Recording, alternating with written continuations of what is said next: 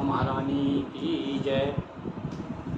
16 जून 2024 पंचांग के अनुसार ज्येष्ठ शुक्ल पक्ष दशमी को गंगा दशहरा यानी गंगा जी का पृथ्वी पर अवतरण दिवस, इसका बड़ा महत्व बताया है हमारे पुराणों में।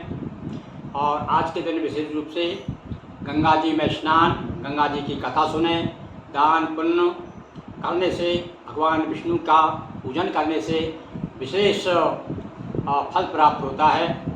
सुनिए, आज हम आपको पुराणों से कुछ हमने गंगा जी के बारे में पुराणों में क्या कथा आती है तो हम समय समय पर आपको सुनाते रहते हैं। आज आपको विष्णु पुराण की कथा सुनाते हैं गंगा दशहरे के शुभ अवसर पर। सुनिए, विष्णु पुराण के चतुर्थ अंश में, विष्णु पुराण में स्कंद ना दे करके, स्कंद नाम ना देकर, भागवत में स्कंद हैं। विष्णु पुराण 5 अंशों में विभाजित किया गया है। तो चतुर्थ अंश में सगर की कथा आती है। भगवान राम जी के वंश में, कुल में सगर नाम के बहुत प्रतापी राजा हुए।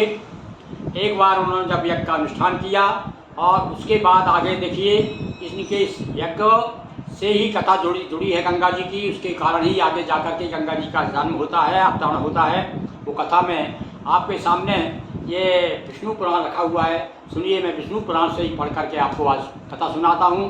तो आज आपको दो लाभ मिलेंगे। एक तो क्या कि भगवान विष्णु पुराण सुनेंगे आप, और पुराण सुन रहे हैं, साथ साथ में गंगा जी की कथा सुन रहे हैं। तो सुनिए आप।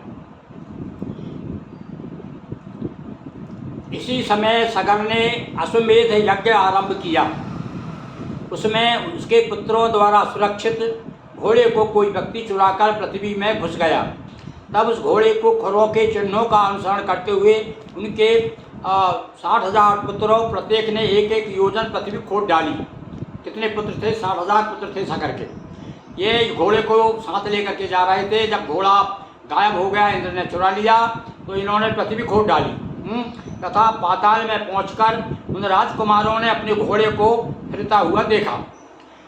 पास ही में मेघावरणहीन शरत काल के सूर्य के समान तेजस्वी संपूर्ण दिशाओं को प्रकाशित करने वाले घोड़े को चुराने वाले परम ऋषि सप्त कपिल को सिर झुकाए बैठे देखा।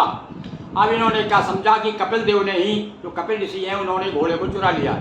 तब तो वे दुरात्मा अपने अस्त्र शस्त्रों को उठाकर, यही हमारा अपकारी यज्ञ में विघ्न डालने वाला, इस घोड़े को चुराने वाला है, मारो मारो, ऐसा चिल्लाते हुए उसकी ओर दौड़े। तब भगवान कपिल देव के कुछ आंख बदल कर देखते ही वे सब अपने शरीर से उत्पन्न हुए अग्नि में जलकर नष्ट हो गए। जो ही उन्होंने आँख खोल करके कपिल देव जी ने देखा, 60,000 पुत्र सगर के भस्म हो गए। महाराज, सागर को जब मालूम हुआ कि घोड़े का अनुसरण करने वाले उसके उपरांत पुत्र महर्षि कपिल के तेज से दग्ध हो गए हैं, तब पिताजी को पता चला सागर को, तो उन्होंने असमंजस के पुत्र अंशुमान को घोड़ा ले आने के लिए दौड़ा। यानी अपने पुत्र के पुत्र से कहा, असमंजस नाम अंशुमान को। इनके पुत्र था असमंजस, असमंजस का था अंशुमान। सागर से हुआ असमंजस, असमंजस से अंशुमान को भेजा। सागर पुत्रों द्वारा खोदे हुए मार्ग से कपिल जी के पास पहुंचा और भक्ति विनम्र होकर उनकी स्तुति की। अब सगर जाता है, स्वयं राजा सगर जाते हैं कपिल देव के पास में, उनसे जाकर के प्रार्थना करते हैं कि भगवान, हमारे पुत्रों द्वारा बड़ा अपराध हो गया है। तब भगवान कपिल ने कहा, बेटा जा, उस घोड़े को ले जाकर अपने दादा को दे और तेरी जो इच्छा हो वही वर मांग ले। आज जाकर के उसने प्रार्थना की। सगर ने भेजा था किसको? अपने पुत्र को, अंशुमान को। अंशुमान ने जाकर के विनय की कपिल देव जी से, तब उससे कहा, उन्होंने कहा कि बेटा ठीक है, तू तो बहुत ही शीलवान है, सज्जन है, और ये बड़े दुराचारी थे तुम्हारे भाई, तो इसलिए वो भस्म हो गए, तुम चिंता मत करो, ये घोड़े को ले जाओ। इस पर अंशुमान ने कहा, मुझे ऐसा वर दीजिए जो ब्रह्म दंड से हाथ होकर मरे हुए मेरे पितृगण को स्वर्ग की प्राप्ति कराने वाला हो। मेरे जो भाई चले गए, स्वर्ग नहीं पहुँचे, जो मतलब कहने तरे नहीं हैं, उनको कुछ ऐसा उपाय बताइए जिससे कि वो मुक्त हो जाएं। ऐसा सुनकर के भगवान ने कहा, कृष्ण भगवान ने, कौन भगवान ने? कपिल देव भगवान ने कहा, मैं तुझसे पहले कह चुका हूँ कि तेरा पौत्र गंगा जी को स्वर्ग से पृथ्वी पर लाएगा।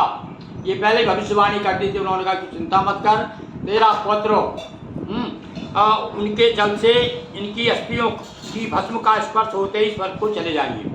गंगा जी स्वर्ग से आएगी और जब उनकी अस्थियों तो स्पर्श कराओ गंगा जी के जल से तो वो स्वर्ग चले जाएंगे।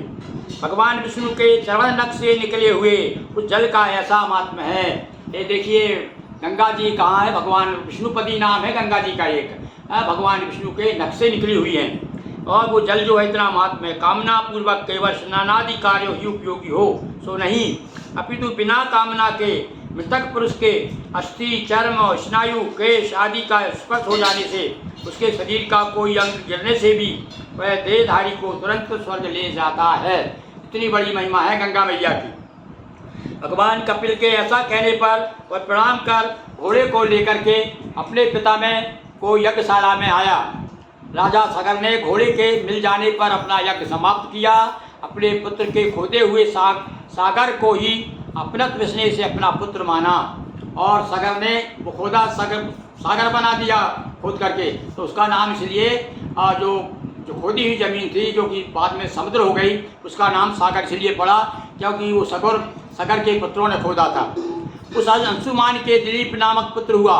अब सुनिए आप, अंशुमान से दिलीप हुआ और दिलीप के भगीरथ हुआ, जिसने गंगा जी को स्वर्ग से पृथ्वी पर लाकर उसका नाम भागीरथी कर दिया। इस प्रकार से हाँ, गंगा जी की कथा हमने आपको आज विष्णु पुराण से सुनाई और आपको समय समय पर और भी अन्य पुराणों की कथा गंगा जी के बारे में आपको बताते रहेंगे।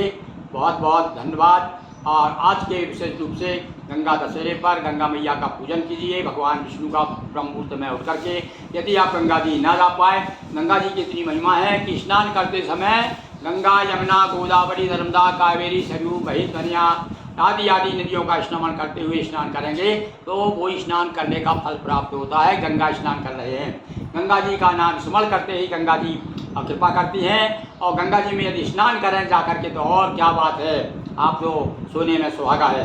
तो निश्चित रूप से आप कृपा कोशिश कीजिए कि आपको गंगा जी ना जा पाएँ तो गंगा जी का जल जरूर आप अपने स्नान के जल में मिलाएँ और इस दिन जो है लक्ष्मी नारायण की पूजन करें और कुछ ना कुछ दान पुण्य जरूर करें। इसके आज के दिन दान पुण्य करने का बड़ा महत्व है।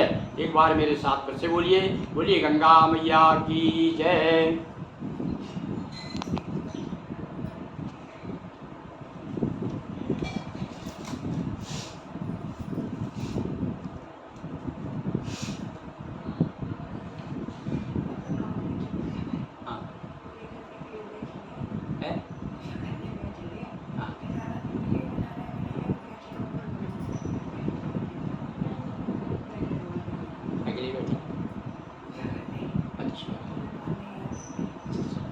एक ही पर बना